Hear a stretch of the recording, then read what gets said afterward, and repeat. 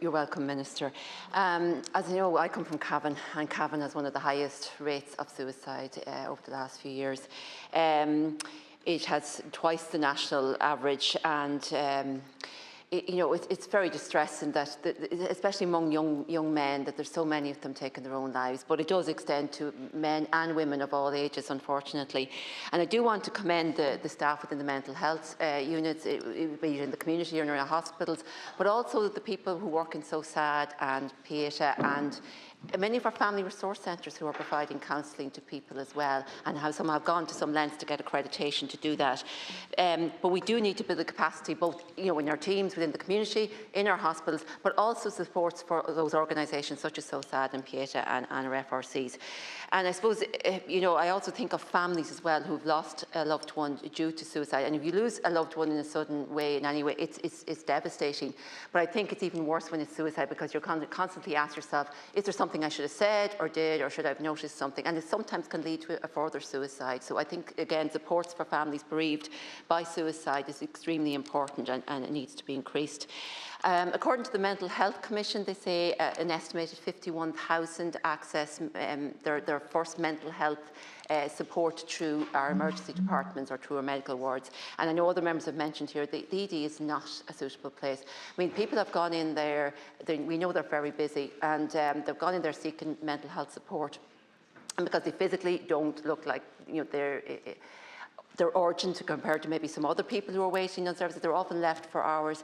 And we have had instances of people actually leaving the ED and taking their own lives because they didn't get the help. So if we could look at a specialised unit within our ED departments that's just for mental health services, that people can be admitted then in that way.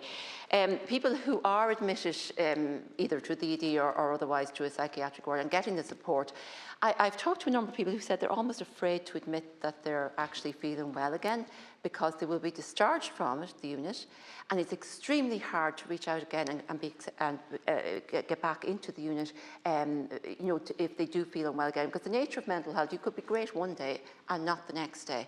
And many of them are afraid to actually nearly admit that they are feeling a little bit better, in case they need the support again and won't be able to access it on time.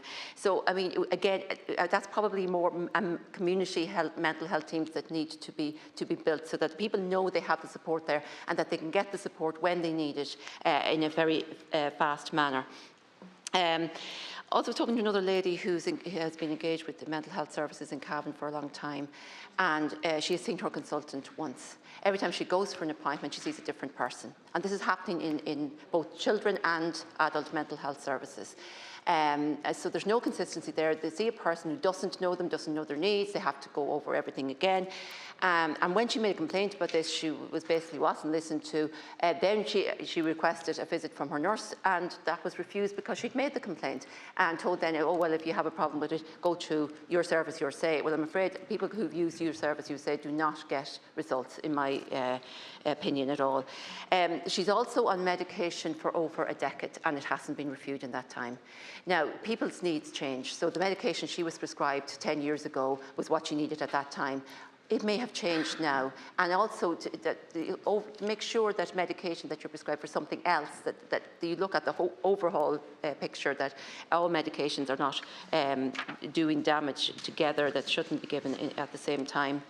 I would echo the calls around the dual diagnosis, addiction services in particular, but also within children's services, people who are autistic, children who are autistic and maybe suffering from anxiety, and then they're being thrown from CAMHS to the CDNT and back again, and they're not getting the supports that they need. And I know there were supposed to be teams set up that would look at both of those items together, and that I just would love an update on those actually as well. But even for adults as well, they're intertwined. I mean, people with addiction issues often have mental health issues, or people with mental health illness often end up drinking or taking drugs just to make themselves feel better, and then it worsens the problem. So again, we need to make sure that our services are providing a dual diagnosis as well. Also in the eating disorders, I know you indicated in your opening statement that a number of teams have been established. Are all of those teams operating at full capacity? I mean, teams may be established, but if they're only operating at 50%, they're not actually, able to assist. And again, we need to ensure that the eating disorders teams are there, because it is something that people can be helped to recover from. Just in relation to the people of the between ages of 15 and 18 admitted to a hospital through an ED department, often are not deemed suitable to go into the children's ward, but they're not adults, so they can't go into an adult mental health unit. So I'm just wondering, is provision being made? There's 5, okay, and okay, yeah, because again, it's you know, identified as a problem. I know in Cavan General Hospital they've identified it as a problem there, that you know, that they don't know how to treat or what they're supposed to do with children in that age bracket. So as I said, they're a group that needs to be looked at. Thank you, Minister.